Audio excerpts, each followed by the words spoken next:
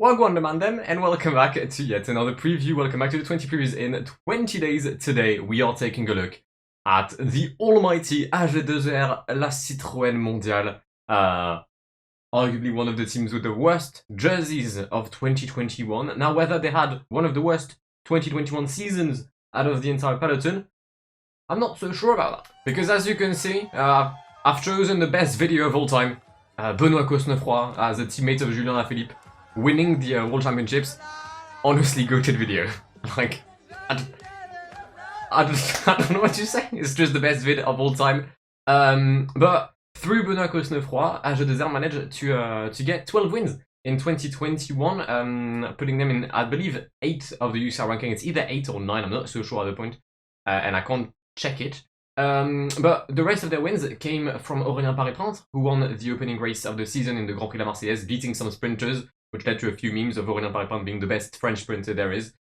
Arnaud Démarre in the mud. But also Stan de Wulf, Ben O'Connor, who won arguably his greatest stage in his career, as you can see on the image right in the middle of your screen. But also Dorian Godon, Andrea Vendrame, and Clément Champoussin. AG2R La Mondiale has managed in 2021 to win on every single Grand Tour. Andrea Vendrame in the Giro, Ben O'Connor on the Tour de France, and Clément Champoussin on the Vuelta. But not only that, they also managed to finish 4th of the Tour de France through the Australian, who was one of their marquee signing through the merger with Citroen. Honestly, one of the best seasons of AG2R I can remember in a long time. I think some people may have the 2011 season in their head with John Gadret. It was 2012.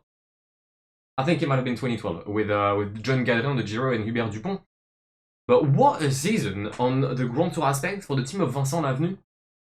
Honestly, top tier. The only place where they've kind of disappointed, some could say, would be the Flanders Classics, but they did get third with Greg van Avermaet on the Ronde of Vlaanderen, not so much on the Hell of the North. And then sadly Benoît Cosnefroy was not in shape and kind of injured when the Flanders came through, sorry, when the Ardennes came through, so he didn't exactly do as much as he would have wanted to on races like La Flèche-Wallonne or Liège-Bastogne-Liège. However, he did manage to win later in the season the Grand Prix de Plouay. So, very, very solid season for AG2R La Mondiale. I didn't expect that from them this year, but boy did they prove me wrong. Now, transfer-wise, well, it's quite slim. And mainly because you've strengthened your team so much the previous season, signing the likes of Van Avermaet, Bob Jungels, Ben O'Connor, and so on. There were so many big signings with the influx of money you got from Citroen, that this year you wanted to stabilize it. You don't want to have a massive turnaround every single season.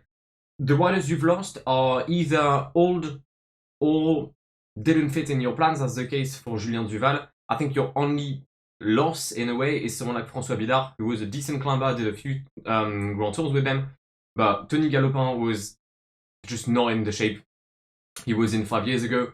Matthias Frank is retired. Alexis Boujard is going to, I think, BNB, but he just wasn't there. Ben Gastauer as well, long-term servant of the club, been there since like 08. And I mean, I think 14 years later, I think he's resigning.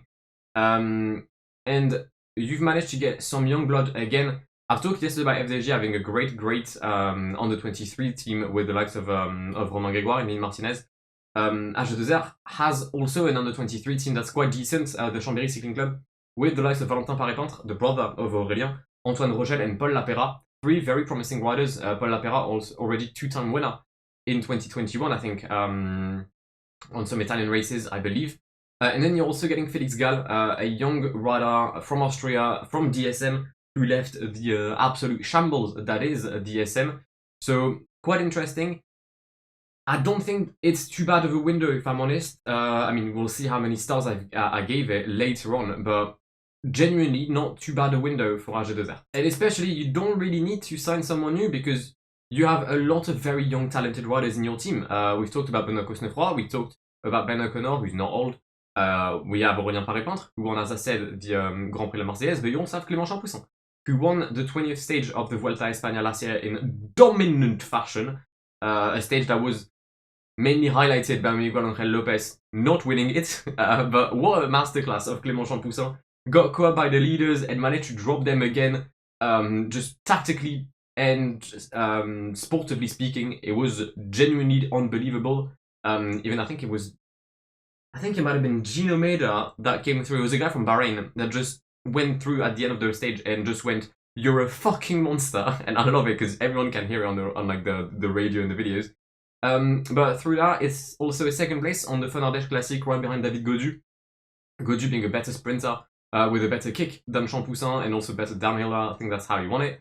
But some very solid results throughout the season. Decent on the Tour de Luxembourg, decent on the Tour de la Provence, decent in Romandie. And next year, Clément Champoussin is targeting the Giro d'Italia. He'll be doing the Italian races beforehand.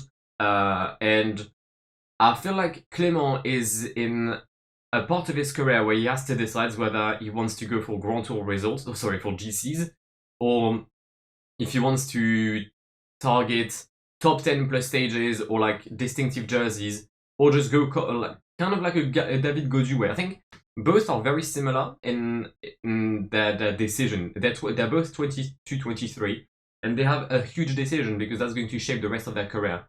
So they have to make it quick, but they have to make the smart move, and I think Clément is going to test himself on the roads of the Giro. He finished 16th, I think, of the Vuelta this year, which wasn't too bad considering he lost a lot of time in the early weeks. If he can stay with the main peloton on the Giro, I think a top 10 is well and truly reachable.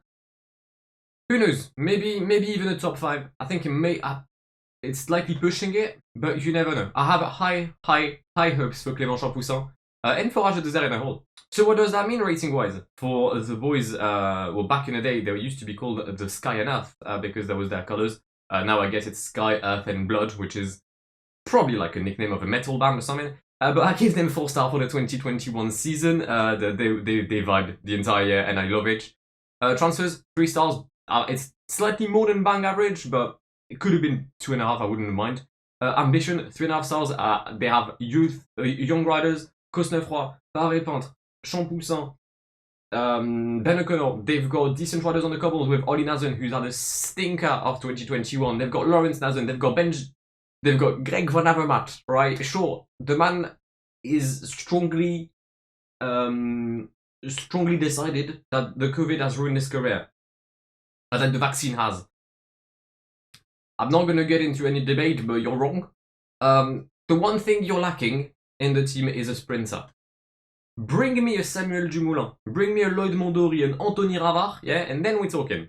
Then we're talking for 4-star ambition. Kit-wise, it was shit last year, but it still is shit this year. It's the same one. But yeah, I think overall that's like a 12.5, which is 3.25 stars out of 5. I'm really happy, and AG2R is a team I'm starting to like a bit more than I did last year. Mainly because they have young French riders that I kind of like. So yeah, expect big things from in 2022 by the boys in Sky, Earth, and Blood. Yeah, you know what? Prediction: one of them, like one rider from AG2R, is winning a monument in 2022. But that, nevertheless, will wrap up this preview. I do hope you've enjoyed it. Also, I do hope you've enjoyed this lack of trim because it's gone in about 1 hour. So yeah, just honestly, drink it in, watch it, because you'll never see it ever again. And I'll see you tomorrow for yet another preview of the 20 previews in 20 days. No hints for tomorrow's preview because I have no idea who I'm going to do. In the meantime, stay safe, stay happy, stay healthy. My name is Guillaume. Have an amazing day. See ya.